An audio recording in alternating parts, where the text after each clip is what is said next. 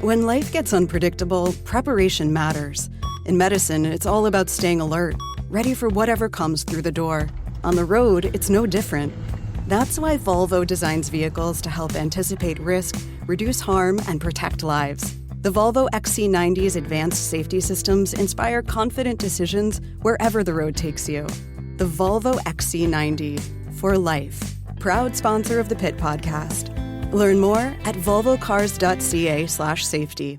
All right, I promised you good news to end off the second hour of the show. For that good news, we head to Toronto, where the University of Toronto is admitting a record number, 24 black students into their medical program. Joining me on the line is one of those students, Nicole M'carthy. Hi, Nicole. Hi, how are you? I'm doing well. I'm happy to hear your voice, and I'm happy to hear, a happy voice on the other end of the line as well, because we need some good news. And when I saw this, it was the Student Union of University of Toronto that I believe tweeted this out, and I saw this story. I said, I'd love to talk about this story. So, Nicole, tell me about yourself, and tell me about your admission into the University of Toronto's medical program. Yeah, so I'm actually based here in Edmonton, Alberta. Oh, okay. So I got the news on May 12th. It was the first school I was admitted to. I got 2 offers that very day, so it was a really emotional roller coaster. I was overjoyed and relieved to be admitted because, the med school admission process is very competitive. Yeah. So it was a really great opportunity. And Nicole, one of the things that when I look at this story, we're going through a pandemic. We are going through, now 2 weeks of ongoing protests for Black Lives Matter and anti-police brutality. And it just seems to me to be in your position right now, to go into medicine, we need at a time where a pandemic is, we need more doctors. In a pandemic, we know we need more doctors. And we also need positive voices, stories from the Black community. Do you feel like a sort of, that you got a really special role right now?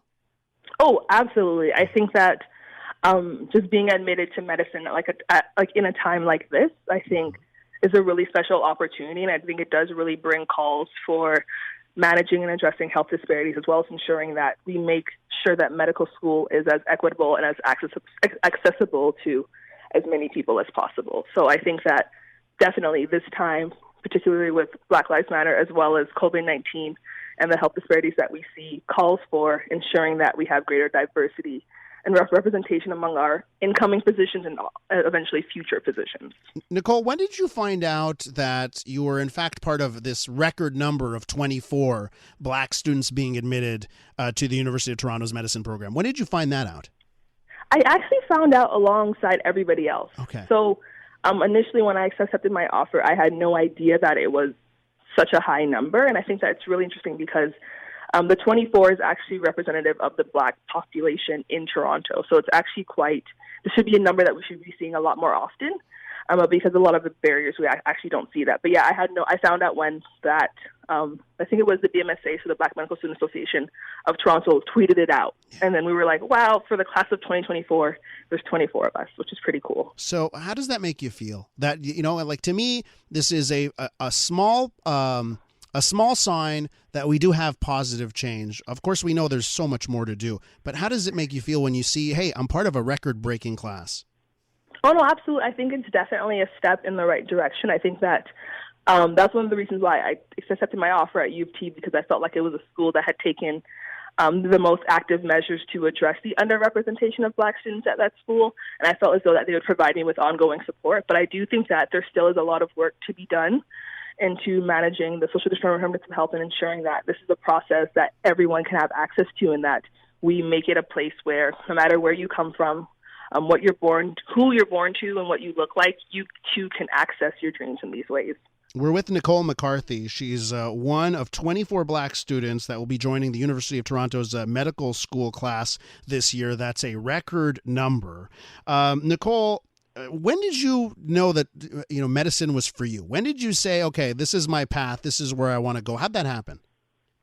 I think it was over a long period of time. I think that growing up, there were a lot of different instances for me where I felt like medicine was what I wanted to do, but I think medicine provided a beautiful marriage for me to explore health equities while having that individual one-on-one experience. and my own family's experience with the healthcare system and the role physicians have played in my own life kind of led me to want to be that for someone else.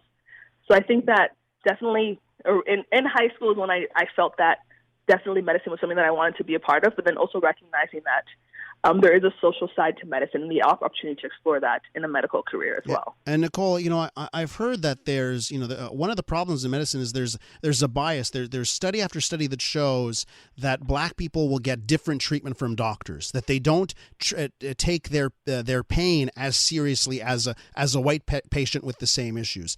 So is that part of the reason this is important for you? I mean, you referenced it, just some of those inequities, but if you could talk a little bit more to that, because I don't know if all of our listeners know about those issues. Yeah, so there are a lot of different health disparities that we see, from ranging from maternal care to pain management among Black patients. So the idea that pain is not regarded in the same way for a Black patient, so a physician may not prescribe the same medication or essentially be as attentive to their Black patient in terms of managing their biases.